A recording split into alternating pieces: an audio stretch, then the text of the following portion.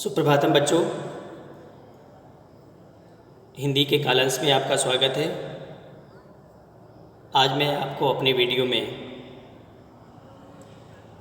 आरोह पाठ्य पुस्तक का 5वां पाठ है सहर्ष स्वीकारा का दूसरा काव्यांश और तीसरा काव्यांश एक्सप्लेन करने जा रहा हूँ। बच्चों, इस काव्यांश में कवि ने, जो गजानन माधव जी हैं, ने बताया है कि मेरा इस जो प्रिय है उससे मेरा क्या संबंध है। इस कविता में संशय बना हुआ है कि जो उसका प्रिय पात्र है उसका उससे क्या संबंध है। उसकी प्रेयसी है, माता है, या उसका कोई इष्ट देव है जिसके प्रति वो कितना घनिष्ठता, उसकी कितनी घनिष्ठता है, उसका कितना संबंध है। तो पढ़ते हैं काव्यांश को।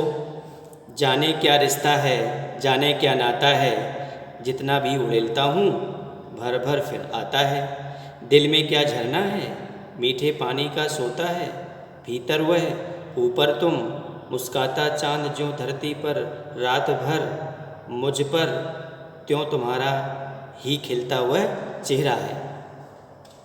बच्चों, इस काव्यांश में जो कठिन शब्द आए हुए हैं, रिश्ता, रिश्ता का मतलब होता है संबंध, नाता का मतलब भी संबंध होता है, संबंध। ओढ़े लेना मतलब किसी वस्तु पर ऊपर से कोई चीज़ डालना, बाहर निकालना, खाली करना, उसी को कह सकते हैं। सोता, एक नया शब्द है सोता। सोता कहते हैं झरना को, जिससे झरझर झर के पानी झरता रहता है। तो इसमें गजानन माधव कवि कहते हैं कि पता नहीं, मेरा प्रश्न कर रहे हैं कि जाने क्या रिश्ता है, जाने क्या नाता है। जो उनकी प्रेयसी है, जो उनका जो प्रिय है, उससे क्या उसका रिश्ता है, इसमें संदेह बना हुआ है। जितना भी उड़ेलता हूँ भर भर फिर आता है। मैं उसके प्रति जितना प्यार, स्नेह, ममता आदि आदि जो गुण हैं, उसके प्रति कवि अपने हृदय से उसके प्रति समर्पित करता है। लेकिन फिर भी उसके हृदय से, जैसे झरने से पानी कभी समाप्त नहीं होता, तो उसके हृदय से उसके प्रिय के लिए ये गुण कभी समाप्त नहीं हो रहे हैं। वो कह रहा क्या मेरे दिल में कोई मीठे पानी का झरना है, जिससे निरंतर ये अमूल्य गुण जो अपनी प्रिय के लिए निकलते ही रहते, कभी समाप्त ही नहीं होते। वो कह रहे हैं कि जो उसकी प्रिय है, प्रिय का जो चेहरा है, मुस्काता चांद ज्यों धरती पर रात भर, मुझ पर त्यों तुम्हारा ही खिलता वह चेहरा है।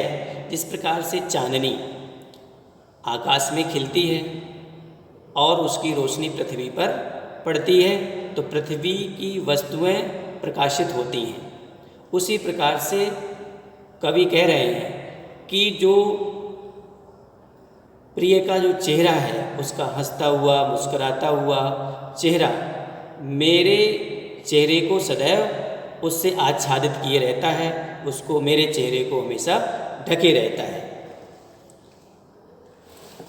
नेक्स्ट काव्य पंक्तियाँ हैं। तीसरी, सचमुच मुझे दंड दो कि भूलूँ मैं तुम्हें भूल जाने की, दक्षिण ध्रुवी अंधकार अमावस्या शरीर पर, चेहरे पर, अंतर में पालूँ मैं, झेलूँ मैं उसे, मैं नहा लूँ मैं। इस काव्यांश में, इस काव्यांश का जो प्रसंग है इस प्रकार से है कि कवि अपनी प्रिय के प्रति वो कह रहा है कि जो मेरी प्रिय है मुझ पर बहुत, मेरी दीन दशा पर भी वो उसने मेरा साथ नहीं छोड़ा, हमेशा मेरे साथ रही। लेकिन मैं इतना अब क्षुब्ध हो गया हूँ, इतना दुखी हो गया हूँ कि मैं उसको कुछ नहीं दे सका, तो मैं उससे दूरी बनाना चाहता है। यानी वो उससे दूर जाना चाहता है। सचमुच मुझे दंड दो कि भूलूं मैं। वो कह रहे हैं कि मुझे अपनी प्रिय को भूल जाने का दंड दो, मुझे सज़ा दो, और इस प्रकार की सज़ा दो कि मैं बिल्कुल घोर अंधकार में चला जाऊं। जिस प्रकार से दक्षिण ध्रुव में घोर अंधेरा रहता है और घोर अंधेरा और उसी में अमावस्या की रात हो, तब तो वो और घोर अंधेरा हो जाएगा। शरीर पर, चेहरे पर अंतर में पालू मैं, मेरे शरीर पर, मेरे मन पर, सभी तरह मेरे अंदर वो कालिमा छा जाए। झेलूं मैं उसी में नहा लूँ, मैं उसी अंधकारमयी काली रात में खो जाऊं। मेरे तन मन सभी में वो कालिमामयी रात समा जाए, जिससे कि मैं उसी में नहा लूँ, अर्थात मैं उस अपनी प्रिय को भूल जाऊं। क्यों? क्योंकि मैं उसको कुछ सुख नहीं दे सका।